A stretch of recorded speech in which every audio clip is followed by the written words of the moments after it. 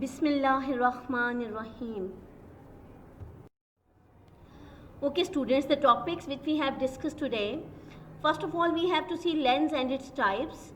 Then we will see lens terminology, the basic terms used to describe lenses. And third, we will see image formation by lenses. These all topics are very much important and you have to concentrate fully on them so that there would be no problem for you in your exams. So first of all, we have to see lens. What is a lens? A lens is any transparent material having two surfaces of which at least one is curved. बेटे diagram में आप देख सकते हैं कि lens एक transparent material usually glass का बना हुआ होता है जिसकी दो सरफेसेस होती हैं, ठीक है, और इनमें से एक जो है वो कर्व होती है.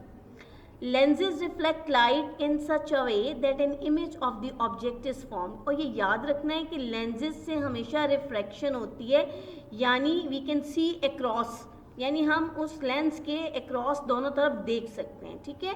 तो लेंसेज की जो टाइप्स हैं वो डायग्राम में भी आप देख सकते हैं. टू टाइप्स हैं, one is convex and concave, ठीक है. एक तो ये ट्रांसपेरेंट मटेरियल होता है, उसका बना हुआ होता है, इसकी टू सरफेसेस होती हैं जिनमें से एक कर्व होती है, ठीक है, एटलीस्ट वन इज़ कर्व.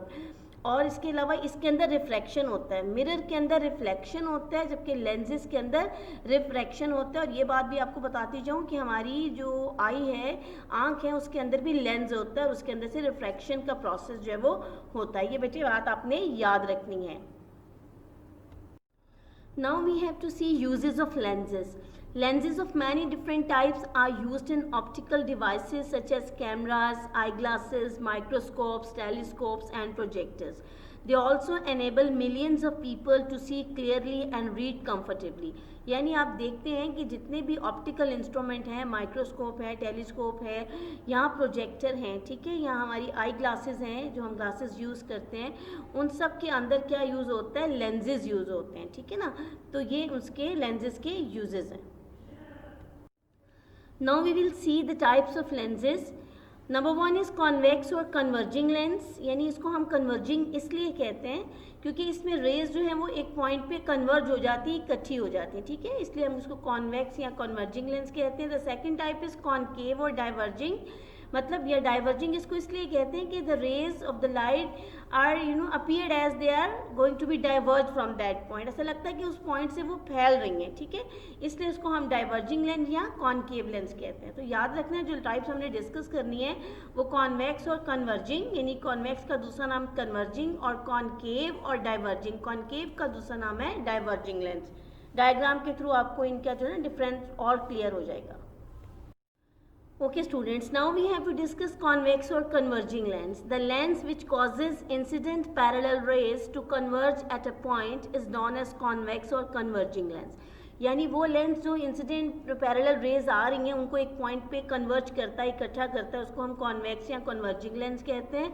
और इसकी आइडेंटिटी क्या है आप डायग्राम में से भी देख सकते हैं कि this lens is thick at the centre but thin at the edges, यानी सेंटर वाले एरिया से ये थिक है, ठीक है, ठीक है, और जो एजेस है वहाँ से ये थिन है.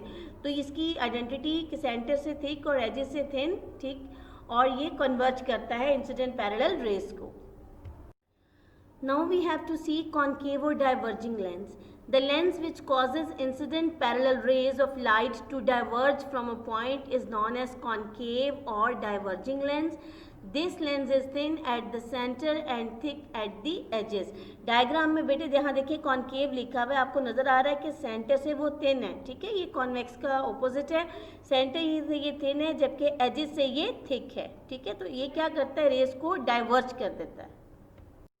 Now we have to see the lens terminology. So first of all we will see principal axis. So each of the two surfaces of a spherical lens is a section of a sphere.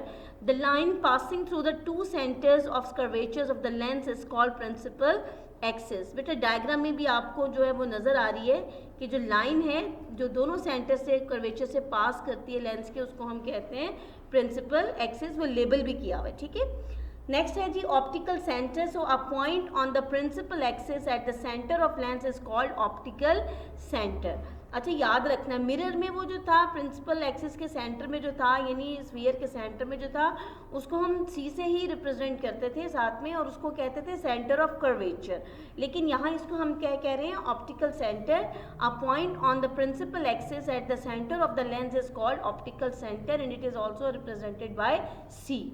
ठीक है बेटे, ये आपने याद रखना है जी। तो next topic is principal focus represented by capital F, right. यानी फोकस वो पॉइंट होता है जहाँ पे रेज जो है वो रिफ्रैक्शन के बाद कन्वर्ज होती हैं, ठीक है।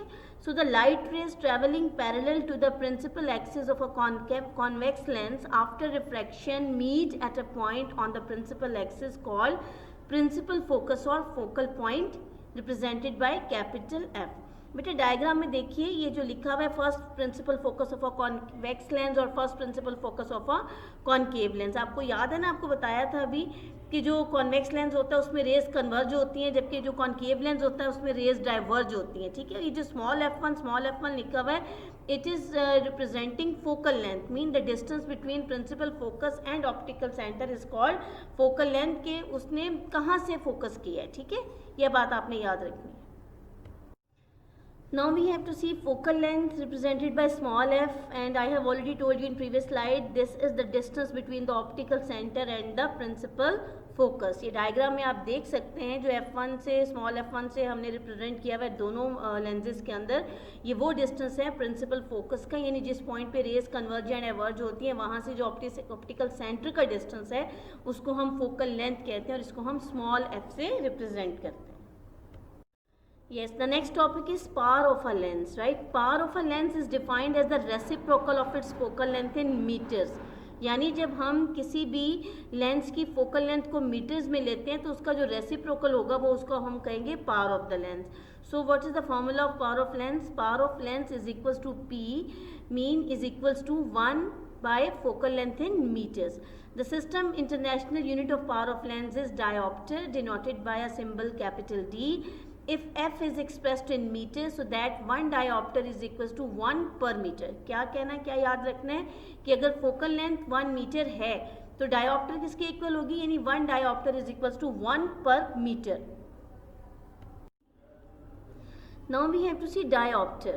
1 diopter is the power of a lens whose focal length is 1 meter। दोबारा से बता रही हूँ कि 1 diopter is the power of a lens whose focal length is 1 meter। वही बात कि जब हम फोकल लेंथ को मीटर में लेंगे तो उसकी जो पावर होगी उसको हम डायोप्टर कहेंगे, और हमने देखा है पिछले स्लाइड में कि 1 डायोप्टर इज इक्वल टू 1 पर मीटर, क्योंकि वो उसका रेसिप्रोकल होती है। Because the focal length of a convex lens is positive, therefore its power is also positive, where is the power of a concave lens is negative for the reason that it has negative focal length, ठीक है। Now we have to see image formation by lenses। In mirrors images are formed through reflection, but in lenses images are formed due to refraction। Image formation in lenses can be explained with the help of 3 principal rays। Actually there are 3 principal rays which are used to make image with the help of lenses, and these rays are called ray, and the diagram which is made by with the help of these rays is called ray diagram। Now we have to see image formation by lenses with the help of 3 principal rays। So students, these rays are very much important, you have to focus fully with the help of diagram। So the first one is the ray parallel to the principal axis passes through the focal point after refraction by the lens। दोबारा से सुन लें, the ray parallel to the principal axis, जैसे कि diagram में आपको नजर आ रहा है रे 1 लिखा हुआ है दोनों तरफ, कॉन्वेक्स लेंस में भी और कॉनकेव लेंस में भी। The ray parallel to the principal axis passes through the focal point after refraction by the lens. आप ये देख रहे हैं वो जो फर्स्ट रे 1 लिखा हुआ है वो रिफ्रैक्ट हो रही है, ठीक है, लेंस से, और उसके बाद वो प्रिंसिपल फोकस एफ पे जो है वो उसके अंदर से पास कर रही है। नजर आ रही है ना सबको दोनों डायग्राम के अंदर, ठीक है। अच्छा, ये कॉनकेव में लेंस में दिखेगा कि वो रिफ्रैक्शन के बाद वो क्या हो जाती है, उसकी डायरेक्शन चेंज हो जाती है, ठीक है ना। वो एक्चुअल जो है वो आपने देखा डॉटेड लाइन में पीछे की तरफ बढ़ाया हुआ है, तो इसके अंदर जो कॉनकेव लेंस होता है ना, इसके अंदर इमेज बनता है वर्चुअल, एक्चुअली नहीं बनता। इसमें से रेज एक्चुअली पास नहीं होती, ऐसा लगता है कि पास हो रही है। आप देख रहे हैं ना, हमने पीछे डॉटेड लाइन में बढ़ाया हुआ है, लेकिन कॉन्वेक्स लेंस में वो एक्चुअली रिफ्रैक्शन के बाद प्रिंसिपल फोकस में से पास होती है, ठीक है। तो सेकंड रे है जी, पहली रे क्या याद रखनी है कि वो प्रिंसिपल एक्सिस के पैरेलल आती है और वो रिफ्रैक्शन के बाद लेंस से गुजरने के बाद वो प्रिंसिपल फोकस में से गुजर जाती है, ठीक है। तो सेकंड रे है वो क्या है, the ray passing through the focal point becomes parallel to the principal axis after refraction by the lens. यानी पहली रे जो थी वो क्या थी, वो पैरेलल आई थी प्रिंसिपल एक्सिस के और रिफ्रैक्शन के बाद मिरर से लेंस के रिफ्रैक्शन के बाद वो प्रिंसिपल फोकस में से गुजर गई।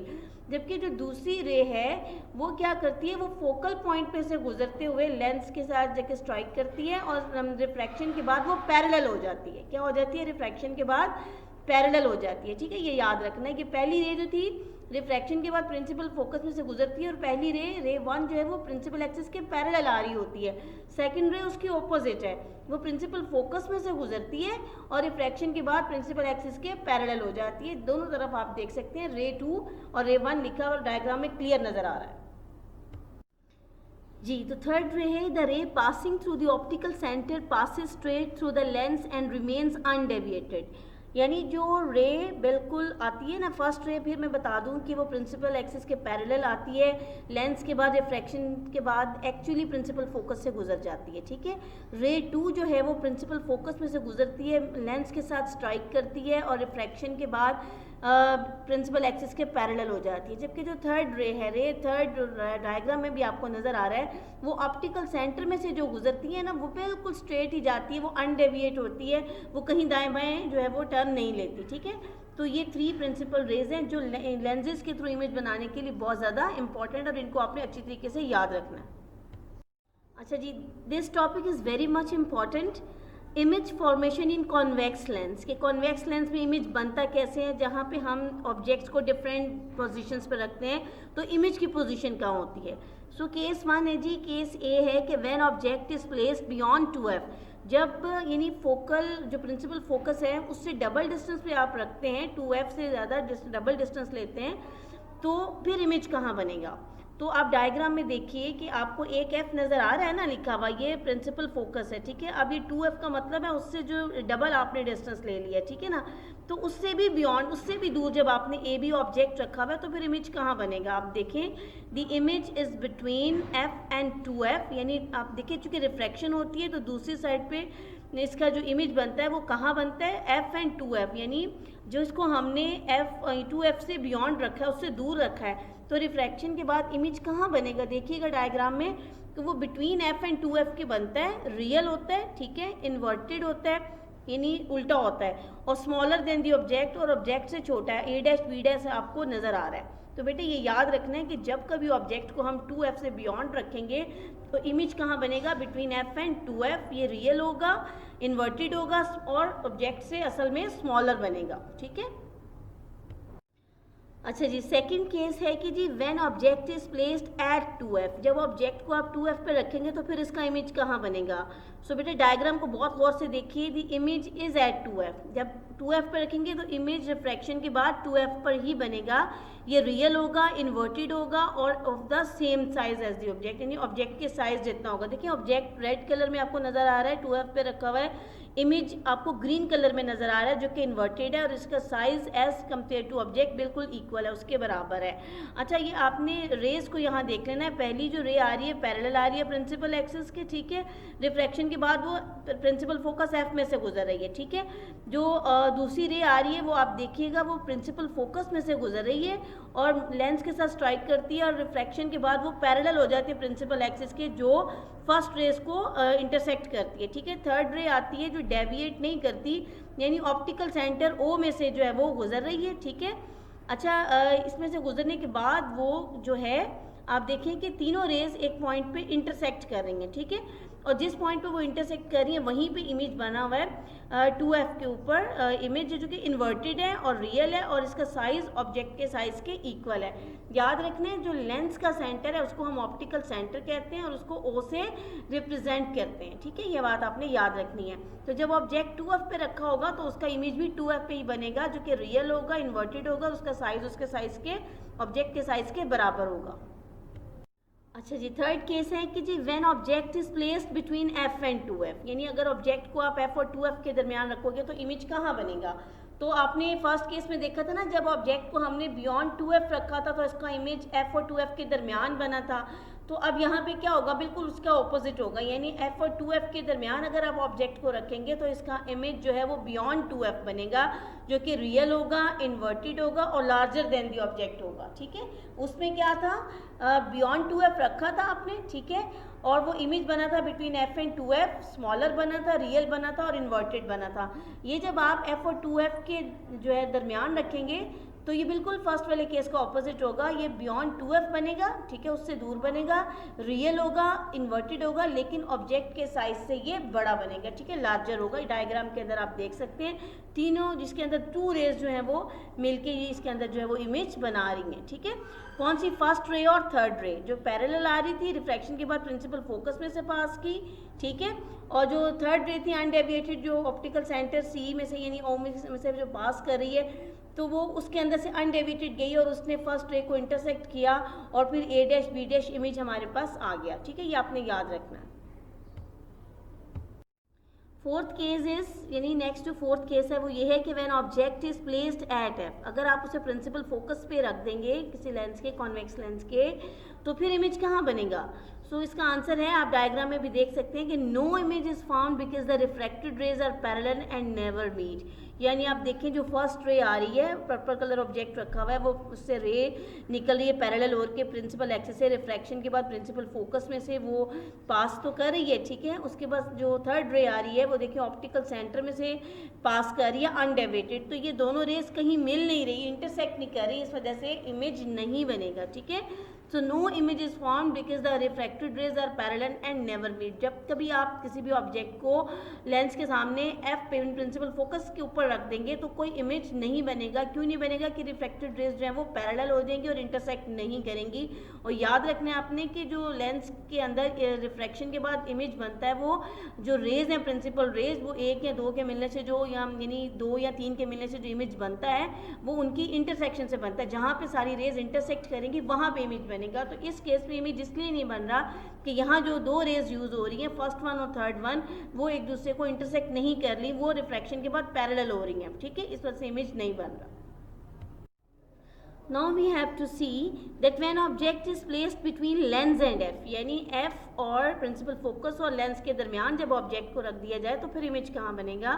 The image is behind the object, यानी ऑब्जेक्ट के पीछे ही बनेगा। ये वर्चुअल होगा, इरेक्ट होगा, सीधा होगा और लार्जर देन दी ऑब्जेक्ट होगा, ऑब्जेक्ट से बड़ा बनेगा। यानी इसमें याद रखना है कि ये क्या होगा। देखिए रे पहली जो निकली है वो प्रिंसिपल एक्सिस के पैरेलल आके रिफ्रैक्शन होकर प्रिंसिपल फोकस में से पास करती है। थर्ड रे जो आ रही है वो ऑप्टिकल सेंटर सी में से, ओ में से पास करती है। आप देख रहे हैं ना, सी में से पास कर रही है तो अनडेविएटेड है, तो ये भी एक दूसरे को इंटरसेक्ट नहीं कर रही है। ठीक है ना, तो हम इनको बैकवर्ड पीछे की तरफ प्रोसीड करते हैं, बढ़ाते हैं, तो जिस पॉइंट पे ये जाके इंटरसेक्ट करती हैं, डॉटेड लाइन में आप देख रहे हैं इंटरसेक्ट किया हुआ है, वहाँ पे image A dash B dash बना हुआ है जो कि वर्चुअल है, ठीक है, इरेक्ट है और ये लार्जर देन दी ऑब्जेक्ट है।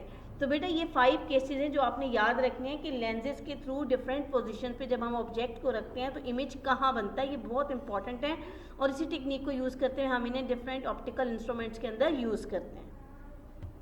Now we have to take a review of the topics which we have discussed. We have discussed lens and its types, lens terminology and image formation by lenses. Students, hopefully you have understood all these topics. You have to make their practice by making the ray diagram, right? And again I want to tell you what is ray diagram. The diagram which is made with the help of rays, right? That is called ray diagram. तो इनकी आपने practice करनी है, उनकी identity याद रखनी है कि जो कॉन्वेक्स लेंस होता है वो कन्वर्जिंग होता है और सेंटर से थिक होता है, एजिस से थिन होता है, जबकि कॉनकेव लेंस डाइवर्जिंग होता है, ये सेंटर से थिन होता है और एजिस से थिक होता है। ठीक है, फिर लेंस टर्मिनोलॉजी हमने डिस्कस की है। अच्छा, डायग्राम में आपने देखा होगा कहीं कहीं ऑप्टिकल सेंटर ओ से रिप्रेजेंट किया हुआ है, कहीं कहीं सी से किया हुआ है, तो बेटा ये इसमें कोई मसला नहीं है। बेसिकली ये हम रिप्रेजेंट कर रहे हैं जो सेंटर है उसका लेंस का, ठीक है, उसको आप सी से रिप्रेजेंट कर लें या से, डजेंट मैटर। उसके बाद हमने 5 केसेस डिस्कस किए हैं इमेज फॉर्मेशन के लेंसेज के थ्रू, जिनको आपने बहुत अच्छी तरह से याद रखना है, पूरा फोकस करना है स्टडी पे और एग्जाम्स में अच्छे मार्क्स लेने हैं। Okay students, stay at home, stay safe, thanks and अल्लाह हाफिज़।